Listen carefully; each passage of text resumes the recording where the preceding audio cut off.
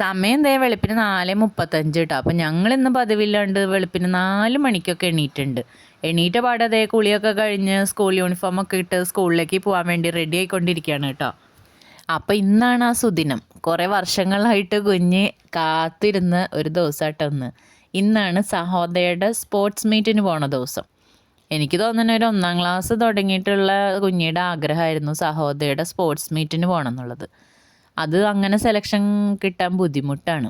അതായത് ഏതെങ്കിലും ഒരു സ്പോർട്സ് ഐറ്റംസിൽ ഫസ്റ്റൊക്കെ കിട്ടിയാൽ മാത്രമേ പോകാൻ പറ്റുള്ളൂ. അപ്പോൾ ഒരു ഫസ്റ്റ് സ്റ്റാൻഡേർഡ് വെച്ച് നോക്കുകയാണെങ്കിൽ ആകെ ഒരു തവണയെങ്ങാണ്ടാണ് കുഞ്ഞിക്ക് ഒരു സ്പോർട്സിന് സമ്മാനം കിട്ടിയിട്ടുള്ളത്. അതെനിക്ക് തോന്നുന്നു 3rd എങ്ങാണ്ടായിരുന്നു.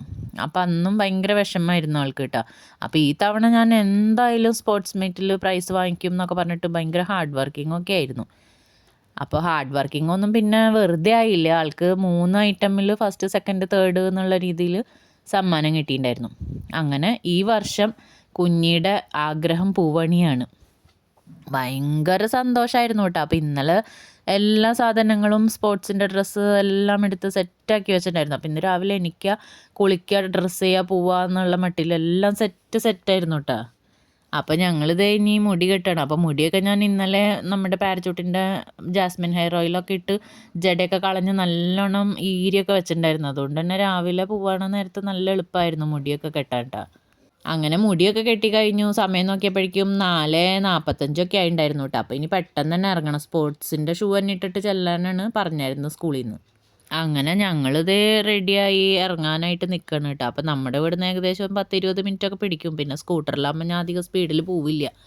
അപ്പോൾ 5 മണിക്കൊന്നും എന്തായാലും എത്തില്ല, കുറച്ച് ലേറ്റ് ആവും തോന്നുന്നു. അങ്ങനെ പ്രാർത്ഥിച്ചതേ ഞങ്ങൾ ഇറങ്ങിയിട്ടോ. അപ്പോൾ ഞാനും കുഞ്ഞിയും തന്നെയാണ് പോകുന്നത്. ഇപ്പോൾ ഒരു 4:55 ആയിട്ടുണ്ട് സമയം. അപ്പം നമ്മുടെ ടൗണൊക്കെ വിജനമായി കിടക്കുകയാണ്, ആരുമില്ല. പിന്നെ ഇടയ്ക്ക് വെച്ചിട്ട് കുഞ്ഞിയുടെ ഒരു ഫ്രണ്ടിൻ്റെ അമ്മ ചോദിച്ചായിരുന്നു കേട്ടോ, കുഞ്ഞിനെ കൊണ്ടുപോകണോ, ഞാൻ ഇങ്ങനെ സ്കൂട്ടറിൽ പോകണ കാരണം കണ്ടിട്ടാന്ന് തോന്നുന്നു. പിന്നെ ഞാൻ പറഞ്ഞു വേണ്ട, അങ്ങനെ പറഞ്ഞിട്ട് ഞങ്ങൾ സ്കൂളിൽ എത്തിയിട്ടോ. അപ്പം മഴയൊന്നും ഉണ്ടായിരുന്നില്ല ഭാഗ്യത്തിന്.